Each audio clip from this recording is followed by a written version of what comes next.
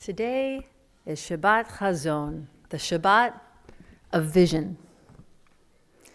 And it's one of those weeks, and it's one of those Shabbatot when I was moving towards the end of the week, thinking I would speak here from the Bima in one way, and at the very end of the week, something happened, something changed, that brought an issue from completely off the map to being a topic that needs to take center stage. I thought more about it, and I continued to realize vision is all about planning for the future and expecting the unexpected. Shabbat Chazon is a pivot point on the Jewish calendar, a moment in time when Jewish practice and our American season of summer aren't exactly singing the same tune.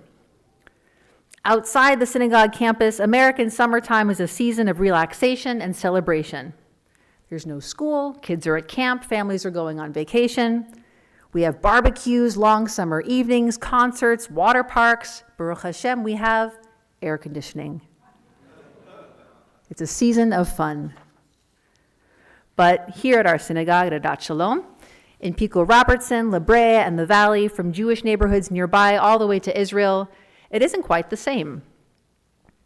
We begin the Jewish summer season with the holiday of Shavuot, the joyous time of our receiving the Torah from God at Mount Sinai. That was near the beginning of the month of Sivan, then that month ended and we began the month of Tammuz.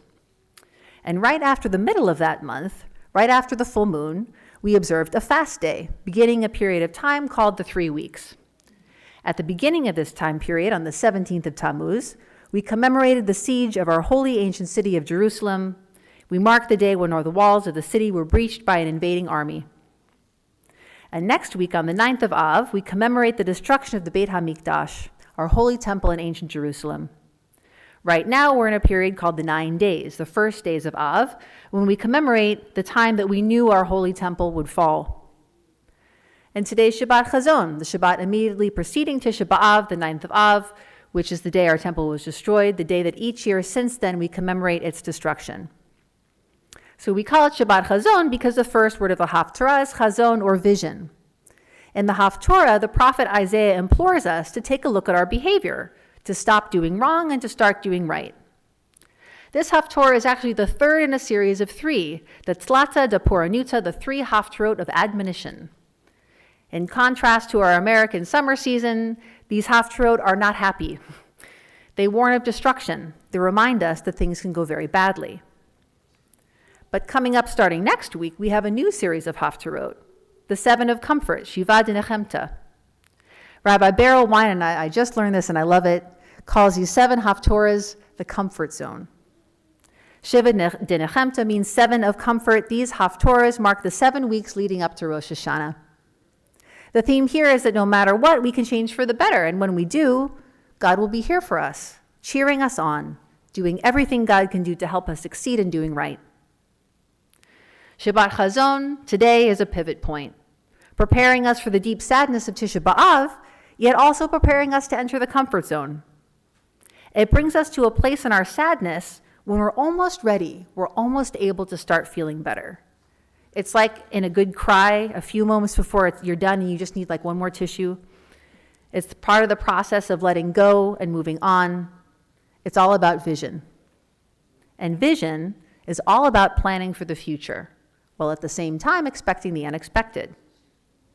Okay, so we're going to go on a little time travel moment. We're going to rewind back in time to almost exactly 3 years ago when I had just started here as senior rabbi.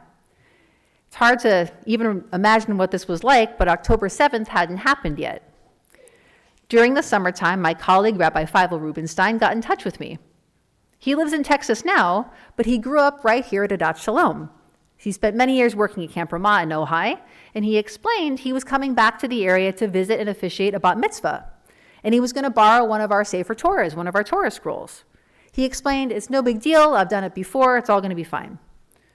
Now, I've known Rabbi Feivel for a number of years. We started at the Ziegler School at the same time, and we met each other early on. We were in Israel together for our year of study abroad, and I knew he knows Adat Shalom. He told a number of stories about celebrating B'nai Mitzvah in our social hall. One involved someone crashing excitedly into the bima and breaking their toe. For sure, he was a Ben Bait, someone who grew up here and knew how things went.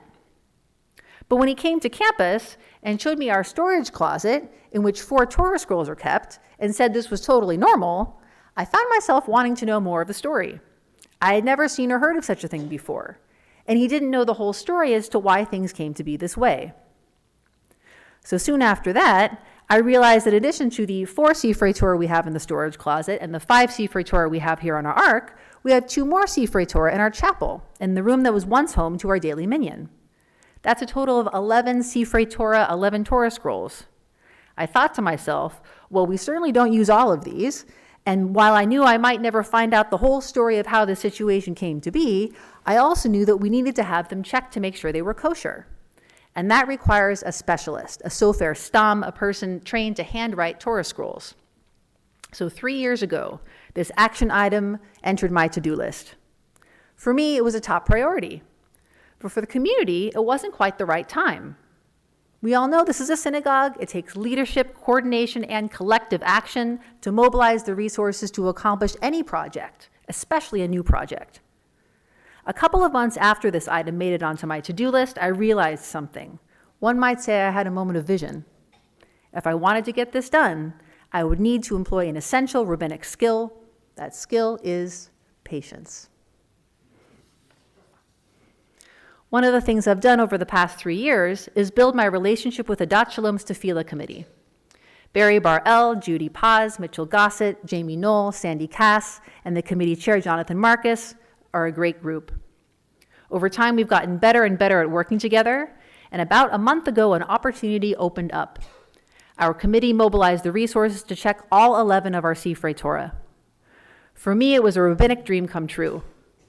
Yesterday, our sofer stam, Avraham David Wolf, came to our campus. He spent about 3 hours here. And Jonathan Marcus, who a while ago earned for me the honorary title Scroll Master, who was with Avraham throughout the process. So here's what we found. In our ark here in the main sanctuary, we have 5 Sifrei Torah. The one we read from today, the one we read from most of the time, is kosher. It's only about 10 years old and it's in great condition. We don't need to worry about having it checked again until far in the future when it starts to show signs of wear and tear. And the one on the top left, although it's about 80 years old, has held up really well over time. It too is kosher. The remaining 3 are no longer kosher. Their status is called pasul, meaning they can't be used as normal. There are 2 main reasons for this.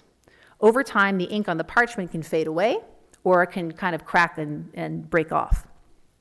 Sidebar.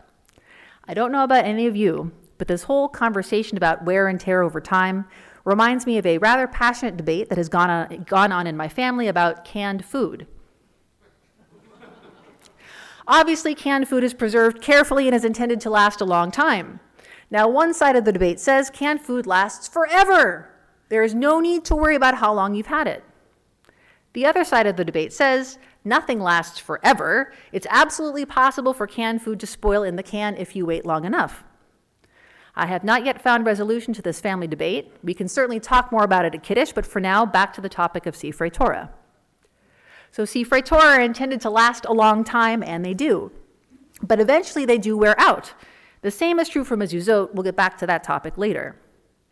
So 3 of our Sifrei Torah in this ark are pasul, and that's why they have the girdle, the belt, fastened around the outside. Now on to the 2 Sifrei Torah in our chapel, our minyan room. One is kosher, and one has the status of undecided, neither kosher nor pasul. Its ink is fading, but it's a point in the fading process where it's not so faded as that it's clearly unkosher, but it's faded enough that it isn't really fit for normal use, especially not under ideal circumstances. And then, for me, the greatest mystery, the 4 Sifrei Torah in the storage closet. It turns out 2 of these are kosher, and of these 2, one clearly has an interesting story. Its main structure is about 90 years old, but it has substantial repairs to it that are about 30 years old. There, of the remaining 2 in the storage closet, one is pasul, with its ink faded quite substantially, and one is undecided, with some fading to its ink, but not too much. That one, our sofer noted, is a good candidate for repair. 3 years after my initial vision, I and we now have the answer. Of our 11 Sifrei Torah, we have 5 kosher, 4 pasul, and 2 undecided. All in all, that's pretty good. Of course, there's follow-up to do. I'll meet with the Tefillah committee very soon, and I'll keep us all informed about the next steps. Speaking of next steps, I want to share with all of us a special message from our Sofer Stam, from our new friendly community sponsor of all the mitzvot associated with Torah scrolls, tefillin, and mezuzot. I can't help but touch back on the canned food debate. Nothing lasts forever. That includes Torah scrolls, tefillin, and mezuzot.